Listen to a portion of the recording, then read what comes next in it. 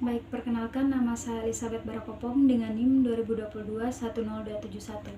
Pada kesempatan kali ini, saya akan menjelaskan materi tentang jenis-jenis investasi beserta dengan kelebihan dan kekurangannya untuk memenuhi tugas mata kuliah investasi dan portofolio.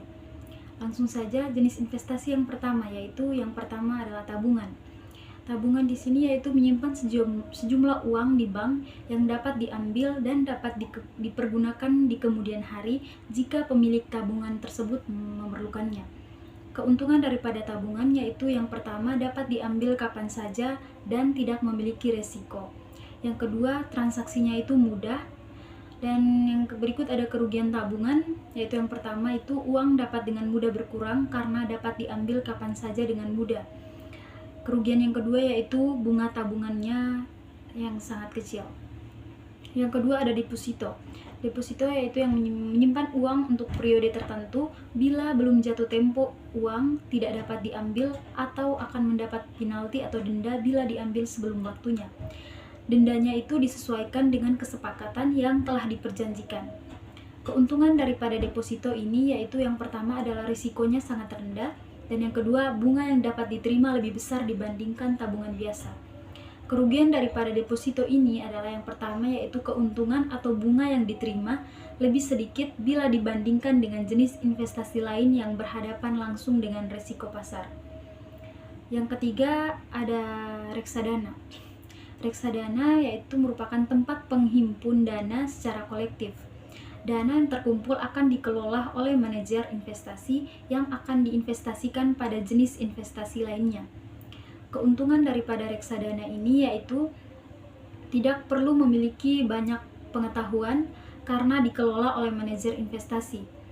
Yang kedua, karena diinvestasikan ke banyak tempat, maka bila terjadi kerugian di suatu tempat, bisa tertolong di tempat lain yang mungkin menghasilkan keuntungan. Selanjutnya kerugian daripada reksadana yaitu yang pertama, bagi sebagian orang karena tidak dikelola sendiri sering tidak puas dengan hasilnya. Yang kedua, keuntungannya itu lebih sedikit dibandingkan saham dan ada biaya yang dikeluarkan untuk pengelolaannya. Yang keempat ada obligasi. Obligasi merupakan surat tanda bukti hutang yang merupakan bukti bahwa kita memberikan hutang kepada perusahaan tertentu atau pemerintah. Keuntungan daripada obligasi ini adalah yaitu yang pertama, memberikan pendapatan tetap atau fixed income berupa kupon. Keuntungan yang kedua yaitu keuntungan atas penjualan obligasi atau capital gain. Yang ketiga, bunga lebih besar dibandingkan dengan deposito. Yang berikut kerugian daripada obligasi ini yaitu yang pertama, risiko perusahaannya itu tidak mampu membayar kupon obligasi maupun risiko perusahaan tidak mampu mengembalikan pokok obligasi.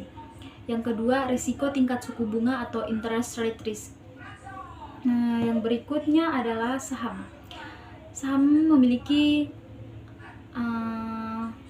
itu berarti Anda memiliki kepemilikan dalam suatu perusahaan. Uang yang kita tanamkan itu dijadikan sebagai modal untuk perusahaan tersebut. Keuntungan daripada saham ini yaitu yang pertama itu dapat mendatangkan keuntungan yang sangat besar bila harga saham itu naik. Yang kedua, dengan modal sedikit dapat diperoleh hasil yang berkali-kali lipat. Kerugian daripada saham ini yaitu yang pertama, risiko kehilangan modal jika perusahaan itu bangkrut atau pailit. Yang kedua, risiko kehilangan juga terjadi ketika harga saham turun. Yang berikut ada yang keenam, emas. Bila hendak digunakan untuk investasi, emas yang dibeli hendaknya berupa logam mulia batangan atau koin daripada emas dalam bentuk perhiasan. Emas batangan atau koin itu tidak mengalami penyusutan atau ongkos pembuatan yang biasa dikenakan apabila kita menjual di dalam bentuk perhiasan. Keuntungan daripada emas ini yaitu yang pertama itu termasuk aset liquid atau aset yang mudah dijual. Yang kedua, tahan lama. Yang ketiga, harganya stabil cenderung naik. Yang berikut kerugian emas yaitu yang pertama, emas itu tidak membuat pemiliknya bertambah kaya. Yang kedua, ada kemungkinan nilai emas itu akan anjlok. Yang ketiga, tidak dapat memberikan penghasilan yang rutin. Yang terakhir ada properti. Sama seperti emas, harga properti seperti rumah dan tanah itu cenderung akan naik Dengan membeli properti dan menjualnya di kemudian hari akan mendatangkan keuntungan karena harga jualnya itu sudah naik. Keuntungan dari properti itu yaitu yang pertama, risikonya kecil. Yang kedua, dapat disewakan sehingga dapat memberi penghasilan tambahan. Dan kerugian daripada properti ini yaitu yang pertama itu membutuhkan modal yang besar untuk membeli rumah atau tanah.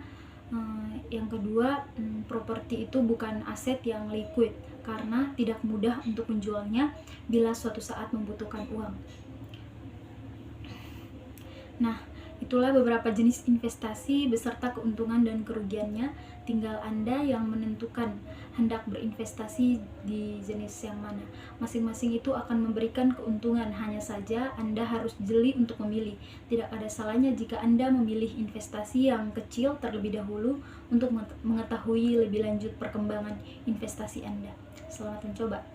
Demikian penjelasan dari saya. Terima kasih dan saya akhiri. Assalamualaikum warahmatullahi wabarakatuh.